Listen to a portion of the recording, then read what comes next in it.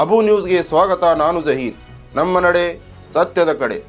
ವಾಲ್ಮೀಕಿ ನಿಗಮದ ಹಣದ ಅಕ್ರಮದ ಆರೋಪದ ಹಿನ್ನೆಲೆಯಲ್ಲಿ ಬಿ ನಾಗೇಂದ್ರ ಅವರ ರಾಜೀನಾಮೆಗೆ ಆಗ್ರಹಿಸಿ ಭಾರತೀಯ ಜನತಾ ಪಕ್ಷದ ವತಿಯಿಂದ ವಿಜಯಪುರದಲ್ಲಿ 2ನೇ ದಿನವೂ ಹೋರಾಟ ಮುಂದುವರಿಯಿತು. ಮಹಿಳಾ ಮೋರ್ಚಾ ಹಾಗೂ ಅಲ್ಪಸಂಖ್ಯಾತರ ಯುವ ಮೋರ್ಚಾ ನೇತೃತ್ವದಲ್ಲಿ ನಡೆದ ಪ್ರತಿಭಟನೆಯಲ್ಲಿ ಕಾಂಗ್ರೆಸ್ ಸರ್ಕಾರದ ವಿರುದ್ಧ ಬಿಜೆಪಿ ಮುಖಂಡರು ತೀವ್ರ ವಾಗ್ದಾಳಿ ನಡೆಸಿದರು. ಜಿಲ್ಲಾ ಬಿಜೆಪಿ ಯುವ ಮೋರ್ಚಾ ಅಧ್ಯಕ್ಷ ರಾಘವೇಂದ್ರ ಕಾಪ್ಸೆ ಮಾತನಾಡಿ, ರಾಜ್ಯ, ಜಿಲ್ಲೆ ಹಾಗೂ ತಾಲೂಕುಗಳಲ್ಲಿ ರೈತರು ಮತ್ತು ಸಾರ್ವಜನಿಕರು ನೀರಿಗಾಗಿ ಹಾಹಾಕಾರ ಪಡುವಂತಾಗಿದೆ. ದನಕರುಗಳಿಗೆ ಕುಡಿಯಲು ನೀರಿಲ್ಲ, ತಿನ್ನಲು ಮೇವಿಲ್ಲ.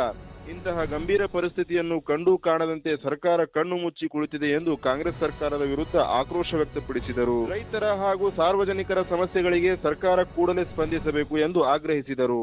ಸಂಸದ ರಮೇಶ್ ಜಿಗಜಿಣಗಿ ಮಾತನಾಡಿ, ಸಿದ್ದರಾಮಯ್ಯನವರ ಸರ್ಕಾರದ ಅವಧಿಯಲ್ಲಿ ವಾಲ್ಮೀಕಿ ನಿಗಮದ ಹಣದ ಅಕ್ರಮದ ಆರೋಪಕ್ಕೆ ಸಂಬಂಧಿಸಿದಂತೆ ಬಿ ನಾಗೇಂದ್ರ ಅವರನ್ನು ಸಚಿವ ಸ್ಥಾನದಿಂದ ಉಚ್ಚಾಟಿಸಲಾಗಿತ್ತು.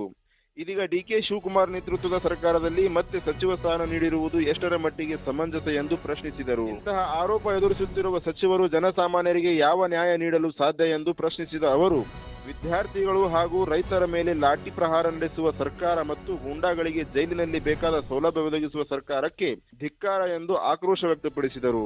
ಮಾಜಿ ಸಚಿವ ಅಪ್ಪ ಸಾಹೇಬ್ ಪಟ್ಟಣಶೆಟ್ಟಿ ಮಾತನಾಡಿ, ಪೊಲೀಸ್ ನೇಮಕಾತಿ, ವಿದ್ಯಾರ್ಥಿಗಳ ಪರೀಕ್ಷೆಯಲ್ಲಿ ಪ್ರಶ್ನೆ ಪತ್ರಿಕೆ ಸೋರಿಕೆ, ದಲಿತರು, ಭೋವಿ ಸಮಾಜ ಗ್ಯಾರಂಟಿ ಯೋಜನೆಗಳು ಹಾಗೂ ಭೂಮಿಗಳು ಸೇರಿದಂತೆ ಹಲವು ವಿಚಾರಗಳನ್ನು ಪ್ರಸ್ತಾಪಿಸಿ ಕಾಂಗ್ರೆಸ್ ಸರ್ಕಾರದ ವಿರುದ್ಧ ಟೀಕಾಪ್ರಹಾರ ನಡೆಸಿದರು. ಕಳ್ಳತನದ ಸರಮಾಲೆಯನ್ನೇ ಕೊರಳಲ್ಲಿ ಹಾಕಿಕೊಂಡು ತಿರುಗುತ್ತಿರುವಂತಹ ಸರ್ಕಾರ ಇದ್ದರೇನು ಹೋದರೇನು ಎಂದು ಆಕ್ರೋಶ ವ್ಯಕ್ತಪಡಿಸಿದರು. ಪ್ರತಿಭಟನೆಯಲ್ಲಿ ಬಿಜೆಪಿ ಜಿಲ್ಲಾಧ್ಯಕ್ಷ ಗುರುಲಿಂಗಪ್ಪ ಅಂಗಡಿ, ಮುಳುಗೌಡ ಪಾಟೀಲ್, ಅರುಣ್ ಶಹಾಪುರ್, ಬಾಬು ಮಾಶಾಳ್, ಸಂದೀಪ್ ಪಾಟೀಲ್, ಸಪ್ನಾ ಕಣ್ಮುಚ್ನಾಳ್, ಅಬ್ದುಲ್ ರಜಾಕ್ ವಾಲಿಕಾರ್, ರವಿ ಬಿರಾದಾರ್ ಸೇರಿದಂತೆ ಜಿಲ್ಲೆಯ ಬಿಜೆಪಿ ಮುಖಂಡರು ಹಾಗೂ ಕಾರ್ಯಕರ್ತರು ಉಪಸ್ಥಿತರಿದ್ದರು.